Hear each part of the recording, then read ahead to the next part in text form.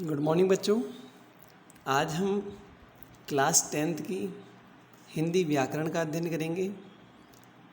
हिंदी व्याकरण में हमारा जो फर्स्ट चैप्टर है, प्रथम अध्याय है, उसका नाम है क्रिया। सबसे पहले किसी भी चीज़ को जानने के लिए उसे समझना ज़रूरी होता है। क्रिया किसे कहते हैं? यहाँ पर हमारे पास में क्रिया की परिभाषा दी गई है। क्रिया किसे कहते हैं? देखिए इसकी परिभाषा, वाक्यों में प्रयुक्त जिन शब्दों से किसी कार्य के होने, करने, कराने या किसी व्यक्ति की स्थिति और दशा का बोध होता है, उसे क्रिया कहते हैं। तो क्रिया किसे कहेंगे? कि जिन शब्दों से किसी कार्य के होने, यदि वह कार्य होता है या उसको कोई कार्य को करता है, करने या कराने या किसी दूसरे के माध्यम से कोई कार्य करवाता है, या किसी व्यक्ति की स्थिति और दशा का जहाँ ज्ञान होता है, बोध होता है, उसे क्रिया कहते हैं। किसी भी कार्य को करने के लिए या कराने के लिए जिसके माध्यम से हम कार्य को करते हैं, उसे हम क्रिया कहते हैं। निम्नलिखित वाक्यों को ध्यान से देखिए। हमारे पास यहाँ 4 वाक्य हैं। चारों वाक्यों में हम क्रिया को समझेंगे। पहला वाक्य है हमारे पास में, वह दोनों इस विद्यालय में पढ़ते हैं। देखिए यहाँ पर ये शब्द अंडरलाइन है आपके पास में, रेखांकित शब्द है। पढ़ते हैं, पढ़ना क्या होता है? क्रिया होती है। तो यहाँ दोनों क्या कर रहे हैं? विद्यालय में पढ़ने का कार्य कर रहे हैं। हमने परिभाषा पढ़ी थी करने का, कराने का, तो यहाँ पर पढ़ने का कार्य कर रहे हैं। सेकेंड हमारे पास में, मथुरा यमुना के तट पर स्थित है। मथुरा कहाँ स्थित है? यमुना के तट पर। अब देखिए ये है शब्द, ये अंडरलाइन है आपके पास में, ये क्रिया का बोध करा रहा है। मथुरा कहाँ स्थित है? यमुना के तट पर। तो यहाँ पर क्या हुआ? ये जो है शब्द है वो एक क्रिया है। इसी प्रकार हमारे पास में तीसरा वाक्य है, अर्जुन ने कुश्ती में स्वर्ण पदक जीता है। अर्जुन ने कुश्ती में क्या जीता? स्वर्ण पदक। देखो जीतना एक क्रिया होती है, जीतना, हारना, ये सब क्रियाएं होती हैं। तो यहाँ जीता है अंडरलाइन शब्द है हमारे पास में, रेखांकित शब्द है। तो अर्जुन ने कुश्ती में क्या जीता? स्वर्ण पदक जीता है। इसी प्रकार हमारे पास में चौथा वाक्य है, वह 8 बजे चला गया। चलना क्रिया होती है, तो चला गया, ये क्या हुआ हमारे पास में? चलना, जाना, ये सब क्रियाएं होती हैं। तो ये आपके पास में क्रिया हुई, वह 8 बजे चला गया। तो चलना और जाना ये दोनों हमारे पास में क्रियाएं हैं। आगे देखिए, ऊपर दिए गए वाक्यों में रेखांकित पदों से किसी काम या घटना के होने का बोध होता है, ये सभी पद क्रियाएं कहलाती है। हमने चारों देखा, चारों हमारे पास में अंडरलाइन थे। इससे क्या हुआ? किसी काम या घटना के होने का बोध हुआ, तो ये सभी क्या कहलाए? क्रिया कहलाई। अब हम पढ़ते हैं क्रिया के भेद। क्रिया किसे कहते हैं, इसके क्या क्या भेद हैं, इसका हम अध्ययन करेंगे। क्रिया के भेद को निम्नलिखित 2 आधारों पर किए जाते हैं। क्रिया के जो भेद होते हैं वो 2 आधार पर किए जाते हैं। 2 आधार कौन कौन से हैं? फर्स्ट आधार है हमारे पास में, प्रथम आधार है कर्म के आधार पर क्रिया का भेद, और दूसरा है प्रयोग, रचना एवं अन्य आधार पर क्रिया भेद। तो आज इस फर्स्ट पार्ट के अंदर हम कर्म के आधार पर क्रिया का भेद पढ़ेंगे, और प्रयोग, रचना एवं अन्य आधार पर क्रिया का भेद हम नेक्स्ट पार्ट में पढ़ेंगे। तो हम पढ़ते हैं आज कर्म के आधार पर क्रिया के भेद।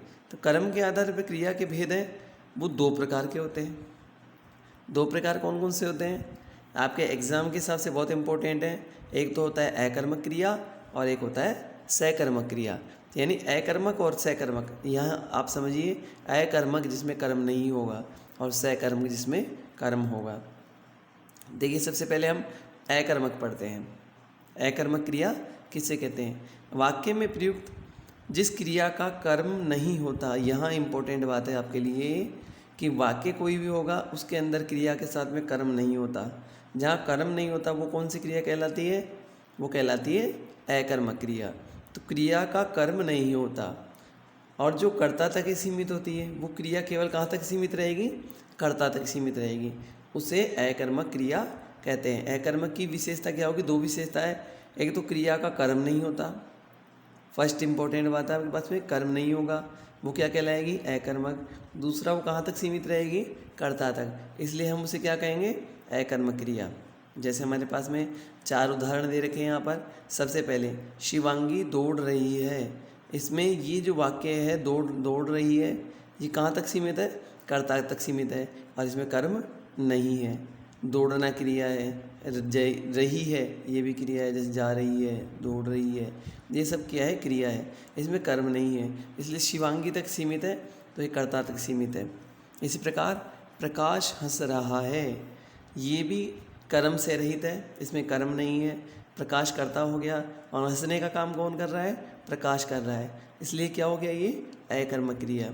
ऐसे ही बच्चे सो रहे हैं, बच्चे क्या कार्य कर रहे हैं? सोने का काम कर रहे हैं। तो ये वाक्य कहाँ तक सीमित है? केवल कर्ता तक, इसमें कर्म नहीं है, क्योंकि बच्चे क्या कार्य कर रहे हैं? सोने का कार्य कर रहे हैं। ऐसे ही निशा रो रही है, वो भी इसी प्रकार से ये वाक्य कर्ता तक सीमित है और इसमें कर्म नहीं है। इन वाक्यों में क्रियाओं जैसे दौड़ना, आपके पास में देखा आपने फर्स्ट वाक्य में शिवांगी दौड़ रही है, दौड़ना, प्रकाश हंस रहा है जैसे हंसना, सोना बच्चे सो रहे हैं, तथा रोना जैसे निशा रो रही है, का फल कर्ता तक ही सीमित है, अतः ये सभी अकर्मक क्रियाएं होती है। हमने वाक्य में आप जो परिभाषा पढ़ी थी, दोबारा देखिए एक बार परिभाषा को। वाक्य में प्रयुक्त जिस क्रिया का कर्म नहीं होता, कर्म नहीं होना चाहिए, फर्स्ट चीज़ जो कर्ता तक सीमित रहती है। सेकंड बात ये थी हमारे पास में, तो ये जितने भी हमारे पास चारों उदाहरण थे, वो चारों उदाहरण कहाँ तक सीमित थे? केवल कर्ता तक सीमित थे, और ये सभी अकर्मक क्रियाएं हैं। अकर्मक क्रिया के भेद, अकर्मक क्रिया के दो भेद होते हैं। पहला होता है पूर्ण अकर्मक क्रिया और दूसरी होती है अपूर्ण अकर्मक क्रिया। हमारे पास फर्स्ट क्या होगा? पहला क्या होगा? पहला होगा हमारे पास में पूर्ण अकर्मक क्रिया और दूसरा भेद होगा अपूर्ण अकर्मक क्रिया। सबसे पहले हम पूर्ण अकर्मक क्रिया का अध्ययन करते हैं। इस क्रिया के साथ वाक्य का अर्थ स्पष्ट करने के लिए कर्ता के अतिरिक्त किसी अन्य शब्द की आवश्यकता नहीं होती। नहीं होती, क्यों नहीं होती? क्योंकि वो अपने आप में पूर्ण है। अगर वो अपूर्ण होता तो उसकी आवश्यकता पड़ती, लेकिन जब ये पूर्ण है तो इसकी आवश्यकता नहीं पड़ेगी। तो आपको ये ध्यान रखना है कि अकर्मक हमने जो पढ़ा, अकर्मक में जो दो भेद हैं, इसमें एक तो है आपका पूर्ण अकर्मक और दूसरा है आपका अपूर्ण अकर्मक। तो देखिए पूर्ण अकर्मक जो आपके पास में है उसके अंदर क्या होगा? किसी अन्य शब्द की आवश्यकता इसमें नहीं पड़ेगी। जैसे बालक रो रहा है, अब यहाँ पर अगर जैसे रो शब्द हटा दें हम, बालक रहा है तो क्या हो जाएगा? अपूर्ण हो जाएगा। जबकि बालक रो रहा है तो ये क्या हो गया? पूर्ण हो गया। वह जा रही है, इसी प्रकार राम सो रहा है। देखिए ये गलत शब्द है आपके पास में, ये जो आपके शब्द है ना, लकड़ी नहीं आएगा, यह लड़की होगा। लड़की हंस रही है, यह शुद्ध मिसप्रिंट हो गया, इसको आप चेंज कर लेना। लड़की हंस रही है। फिर पांचवा हमारे पास में वाक्य है पक्षी आकाश में उड़ रहा है, और छठा हमारे पास में वाक्य है मछली नदी में तैर रही है। तो हमारे पास में कितने वाक्य हो गए? यहाँ पर 6 वाक्य हो गए। तो देखिए यहाँ पर अभी इस बात को समझाया गया है, 6 वाक्य के बारे में एक नोट डाल के लिखा है इन्होंने। पूर्ण अकर्मक क्रिया स्थित्यर्थक और गत्यर्थक 2 प्रकार की होती है। अब देखिए पूर्ण भी 2 प्रकार की कर दी इन्होंने, एक तो होता है स्थित्यर्थक और एक होता है गत्यर्थक। देखिए वाक्य जो आपके पास था 1 से लेकर 4 तक हमारे पास में जो वाक्य थे, first, second, third and fourth, ये 4 वाक्य थे। इसमें कर्ता की स्थिर अवस्था तथा वाक्य 5 और 6, ये वाला 5 और 6 है हमारे पास में, कर्ता की गतिशीलता को प्राप्त करता है। तो ये जो 4 वाक्य थे आपके पास में 1 से लेकर 4 तक, 1, 2, 3 और ये 4, ये चारों वाक्य तो कैसे थे हमारे पास में? स्थित्यर्थक, यानी ये स्थिर थे, ये इसमें गति नहीं हो रही थी। जबकि 5वां और 6ठा वाक्य है, इसमें क्या है? ये गतिशीलता है इसके अंदर। जैसे पक्षी आकाश में उड़ रहा है, पक्षी खुद भी स्थिर नहीं है और कहाँ उड़ने का कार्य कर रहा है? आकाश के अंदर। इस प्रकार मछली नदी में तैर रही है, ये मछली कर्ता है, कर्ता स्थिर नहीं है, नदी के पानी के अंदर क्या कर रही है? तैर रही है। तो ये दोनों क्या हो गए हमारे पास में? गत्यर्थक, यानी गतिशील हो गए। और 1 से लेकर 4 तक हमारे पास कैसे हो गए? स्थित्यर्थक, जो स्थिर है। आगे देखते हैं हम, हमारे पास में सेकंड है यहाँ पर अपूर्ण अकर्मक क्रिया। अपूर्ण अकर्मक क्रिया से क्या तात्पर्य होगा? इसकी परिभाषा देखें। सबसे पहले हम, जिस क्रिया के वाक्य में प्रयोग किए जाने पर कर्ता के अतिरिक्त किसी अन्य पूरक शब्द के प्रयोग से अर्थ स्पष्ट होता है, वे अपूर्ण अकर्मक क्रियाएं कही जाती है। अपूर्ण अकर्मक क्रिया किसे कहेंगे? जिसमें कर्ता के अतिरिक्त किसी अन्य शब्द या अन्य पूरक शब्द की आवश्यकता हमें पड़ेगी, वो हमारे पास क्या होगी? अपूर्ण अकर्मक क्रिया। पूर्ण में तो आवश्यकता नहीं थी क्योंकि वो पूर्ण था, ये अपूर्ण है, इस वजह से हमारे पास में यहाँ आवश्यकता पड़ेगी। जैसे वह बहुत है, दूसरा तुम हो, तीसरा वे थे, चौथा हम होंगे। ये वाक्य अधूरे हैं, अब इन्हें पूर्ण करना है। अपूर्ण वाक्य हैं, पूर्ण करना है तो इन वाक्यों में क्रम से क्या लगेगा? जैसे चतुर, वह बहुत चतुर है, दूसरा तुम हो, इसमें क्या लगेगा? निराश, तुम निराश हो, तीसरा वे थे, तो यहाँ पर क्या लगेगा? इसमें बीच में बीमार शब्द, वे बीमार थे। चौथा है सफल, हम सफल होंगे। जो शब्द है क्रिया से पहले जोड़ने पर अर्थ पूर्ण होता है, इसमें जब ये क्रिया से पहले जोड़ दिया जाता है तो इसका अर्थ पूर्ण हो जाता है। ये हमने पढ़ी अकर्मक क्रिया। अकर्मक हमने जो क्रिया पढ़ी, क्रिया के हमारे पास में दो भेद हुए। उस दो भेद में हमारे पास में सबसे पहला हुआ कर्म के आधार पर, और उस कर्म के आधार पर जो हमारे पास भेद हुआ उसको हमने दो भागों में बांटा। पहला था अकर्मक, दूसरा था सकर्मक। अकर्मक को हमने पढ़ा, उसमें हमारे पास था पूर्ण अकर्मक और सेकंड था हमारे पास में अपूर्ण अकर्मक। अब आगे देखिए, इसके अंदर हम क्या पढ़ेंगे? सकर्मक क्रिया। जिस क्रिया का फल कर्ता के बजाय कर्म पर पड़ता है उसे सकर्मक क्रिया कहते हैं।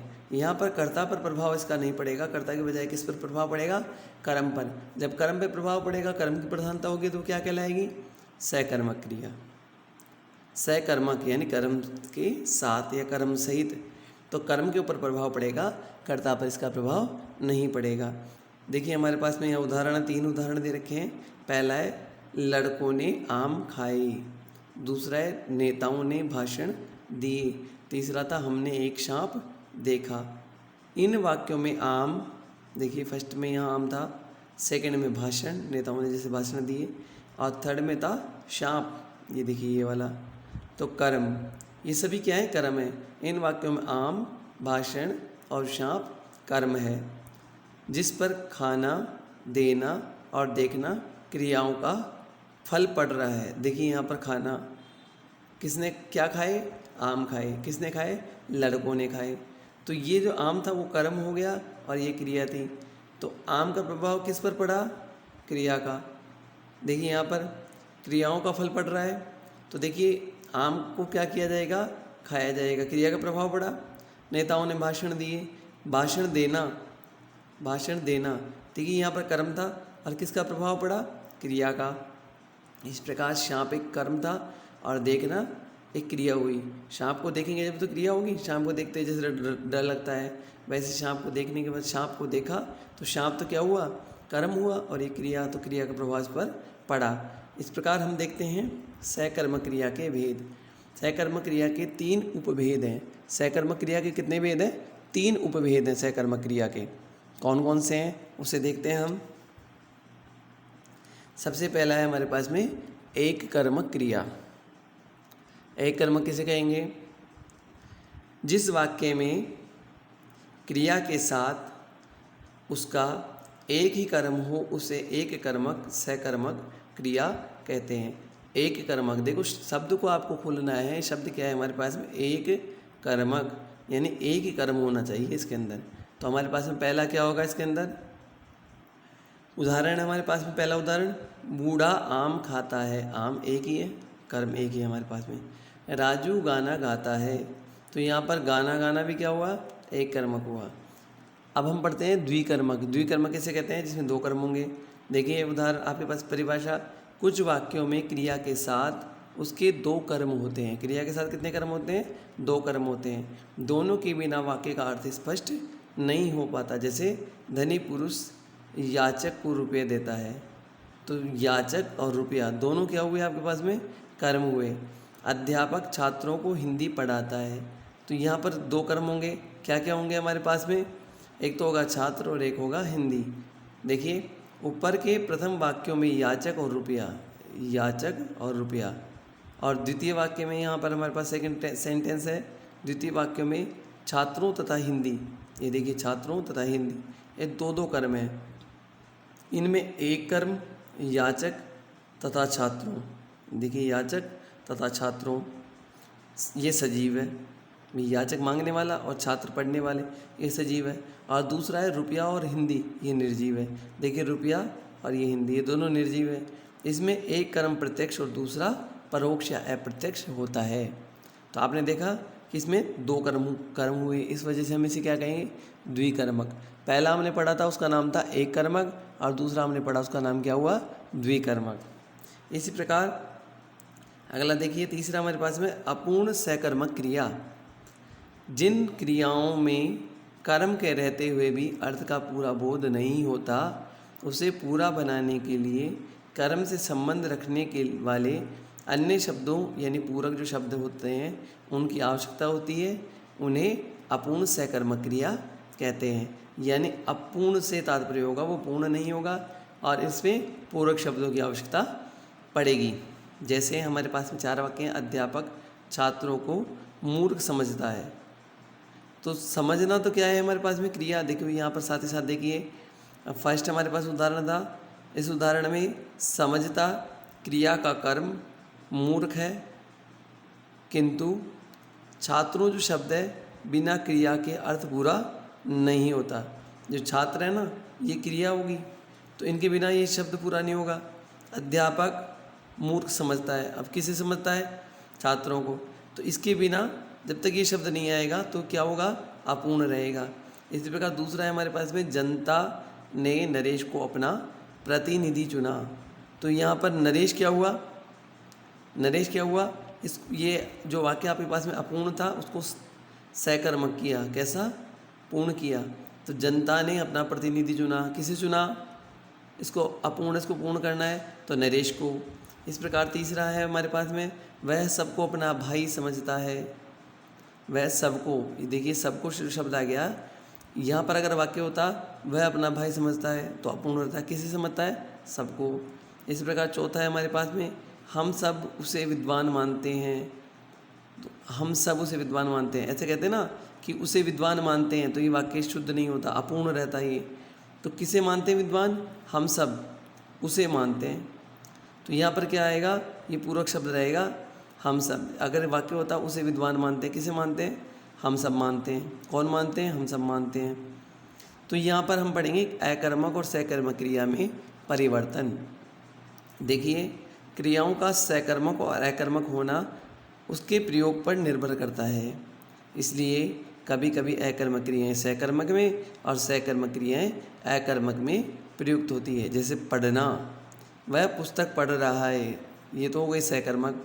और अकर्मक करना है तो वह स्कूल में पढ़ रहा है, क्या पढ़ रहा है, पुस्तक, तो पुस्तक थी तो सकर्मक हो गई। और अकर्मक है वह पढ़ रहा है स्कूल में, क्या चीज़ पढ़ रहा है, ये कर्म काम है, हमारे पास लोप हो गया। ऐसे ही हमारे पास में दूसरा है खेलना, सोहन क्रिकेट खेलता है तो ये सकर्मक हो गई, क्रिकेट शब्द क्या हो गया, कर्म हो गया। ऐसे सोहन रोज़ खेलता है, इसमें कर्म ही नहीं है, क्या खेलता है ये पता नहीं क्या खेलता है, लेकिन इसमें कर्म का गायब हो गया, कर्म लोप हो गया, इसमें कर्म का हमें ज्ञान था। इसी प्रकार तीसरा खुजलाना, उसका शरीर खुजलाता है, क्या चीज़ खुजलाती है, शरीर, कर्म हो गया। तो यहाँ पर देखिए ये शरीर था वो हमारे पास क्या था, कर्म था, लेकिन उसका शरीर खुजलाता है, शरीर खुजलाता है, तो यहाँ पूरा वाक्य नहीं हो पाया हमारे पास में। अगर इसको सकर्मक बनाना है तो वह अपने शरीर को खुजलाता है, खुजला रहा है अपने शरीर को, शरीर खुजलाता है, ये तो हो गई अकर्मक। अब इसको सकर्मक बनाना है तो वह अपने शरीर को खुजला रहा है, अपने शरीर को। फिर ऐंठना, रस्सी पानी में ऐंठती है, ऐंठती का मतलब होता है गाढ़ी हो जाती है, ज़्यादा मुड़ जाती है, तो ये क्या हो गया, अकर्मक हो गया। अब इसको सकर्मक बनाना है तो वह रस्सी ऐंठ रहा है, वह रस्सी ऐंठ रहा है यानी उसमें बल दे रहा है, तो ये क्या हो गया, सकर्मक। तो यहाँ पर क्या है, वह कर्ता हो गया, रस्सी ये देखिए ऐंठता था, यहाँ ऐंठती शब्द आया और यहाँ ऐंठ आया, तो ऐंठती से क्या हुआ, अकर्मक हुआ, कर्म का इसमें पता नहीं लग रहा। और ऐंठ रहा है, ऐंठ का मतलब होता है यहाँ पर कर्म हो गया, तो वह रस्सी ऐंठ रहा है। तो आज हम यहीं तक पढ़ेंगे। हमारा जो कल का टॉपिक होगा वो होगा प्रयोग, रचना एवं अन्य आधार पर क्रिया के भेद। आप इसको पढ़ें एक बार, पढ़ने के बाद में अगर कोई चीज़ समझ में नहीं आती है तो आप इसको दोबारा पूछ भी सकते हैं। आज आपके लिए कार्य रहेगा, आपके पास में ये जो आपकी क्रियाएं थी उसके बारे में आपको अपने नोटबुक में लिखना है कि क्रियाओं के कितने भेद हैं, कौन कौन से भेद हैं। एक तो होगा आपके पास में कर्म के आधार पर, केवल आपको ये लिखना है क्रिया की परिभाषा। उसको लिखने के बाद में आपको करना है क्रिया के भेद कौन कौन से हैं, उसका नाम लिखना है। एक तो है क्रिया के आधार पर, दूसरा है प्रयोग रचना एवं अन्य आधार पर। फिर इसके बाद में आपको क्रिया का जो आधार है कर्म के आधार पर, उसके दो भाग बांटने हैं, दो भाग लिखने हैं। कौन कौन से? अकर्मक और सकर्मक। फिर केवल इनका नाम लिखना है। और जब ये लिखने के बाद में इसकी परिभाषा डालना आप कि अकर्मक किसे कहेंगे, सकर्मक किसे कहेंगे। फिर आप अकर्मक के दो भेद लिखेंगे, पूर्ण और अपूर्ण। उसकी परिभाषा लिखने के बाद में फिर आप लिखेंगे सकर्मक क्रिया। सकर्मक क्रिया में 3 भेद लिखने हैं, एक कर्मक, द्विकर्मक और अपूर्ण सकर्मक। आज का कार्य आपका यहीं तक रहेगा। कल हम नेक्स्ट वीडियो में प्रयोग रचना एवं अन्य आधार पर क्रिया के भेद पढ़ेंगे। और ये आपका जो कार्य है वो जांच किया जाएगा, इसलिए आप इसको होमवर्क को करके और इसको आप चेक करवाएं, जांच करवाएं।